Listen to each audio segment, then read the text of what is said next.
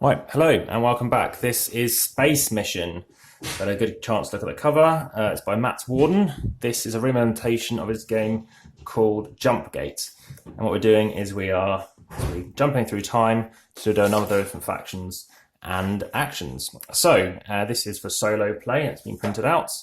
Beautiful artwork on these planets. So what you're going to be doing is we're going to be playing with 8 of these 12, so it keeps it variable and different every time. Big blue, pretty much representing Earth.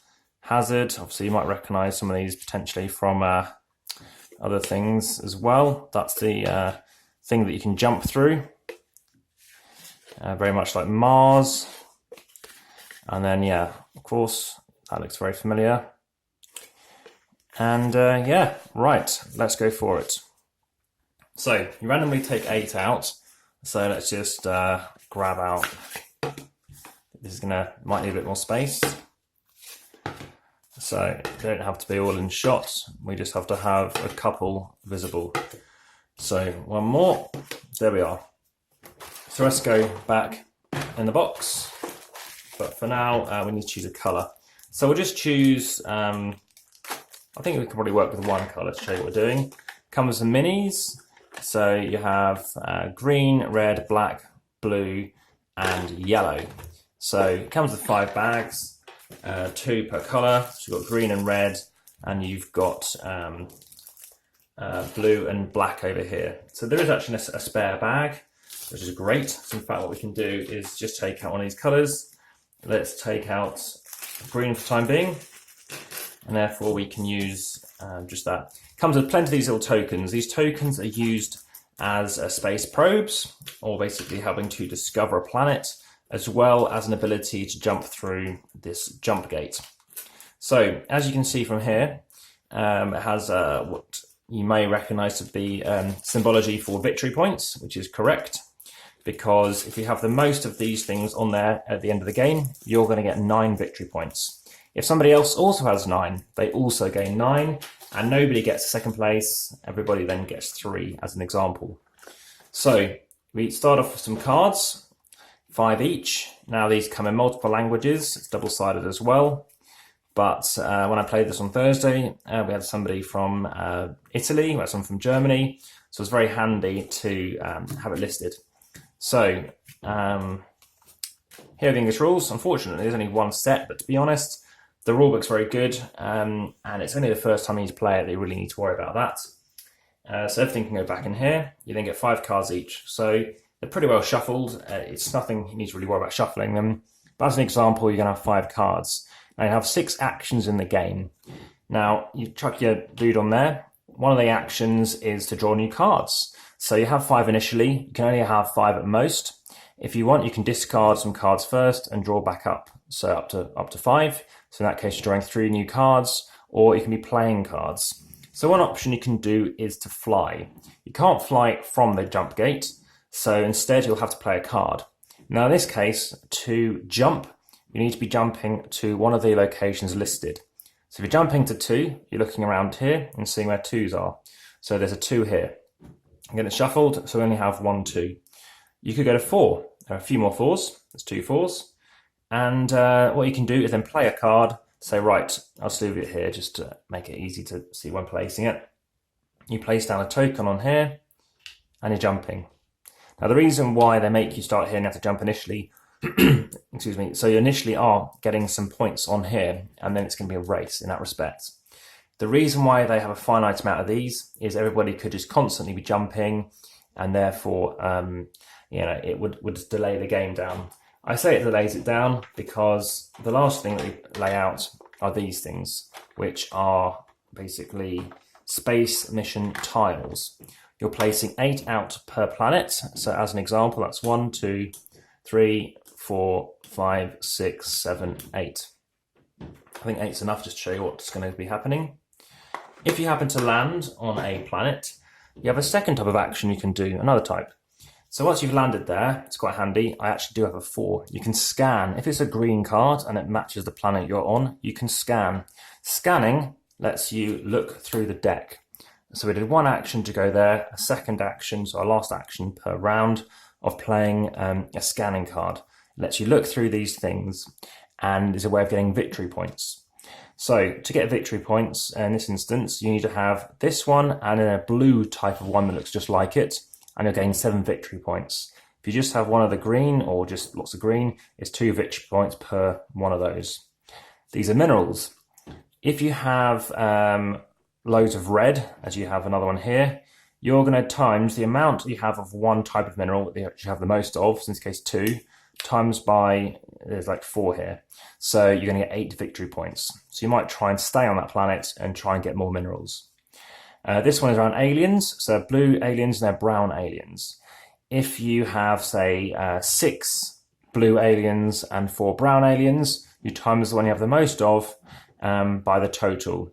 So you've got 6 of them, you've got a total of 10, because it's 6 plus 4, that's 60 points, okay?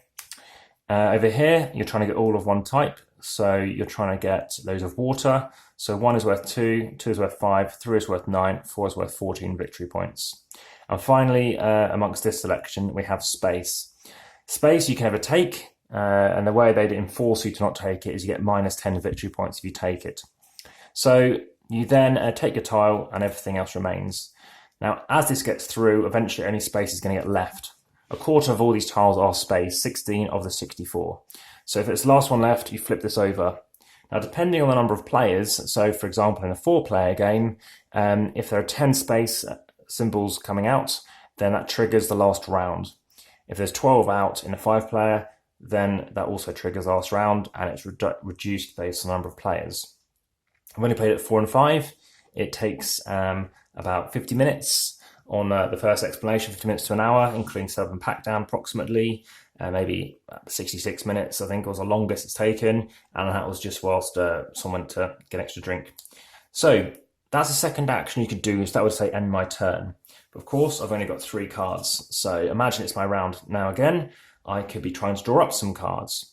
So I'm on this planet, I can keep scanning, which is great, but of course it burns through cards. A different action I can do is to try and develop the planet. That means I need exactly these coordinates. Now I've got this one, which is wild. I can use whatever I want. These don't help me. So my first action could be to discard 2 cards, leave them face up. So you just chuck them here, and then draw 4 new cards. So let's just grab 4 cards. That's my first action.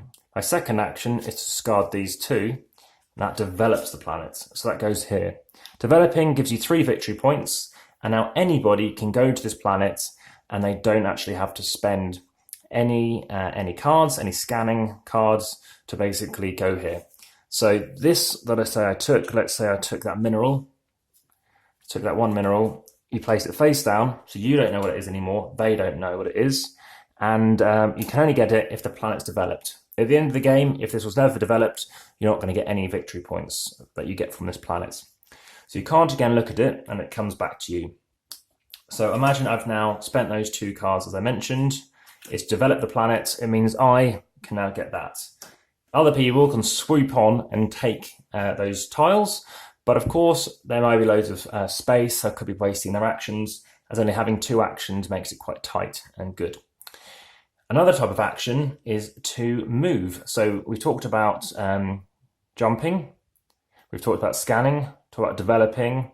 Another action you can do is drawing up cards. That's the 4th one. The 5th one is to now discover. So it's the same as scanning, but you're not spending a card. And of course, cards are precious in this game because you're having to spend an action to keep drawing new ones. The final action you can do is to fly. Flying doesn't spend any cards either, and you can just move left or right, okay? So you're just moving across one adjacent planet. That's beneficial because you might have something that scans there, or maybe you can develop it. Or what you could be doing is not wanting to do that. You could spend a card and of course go that way or across just to increase yourself on this track.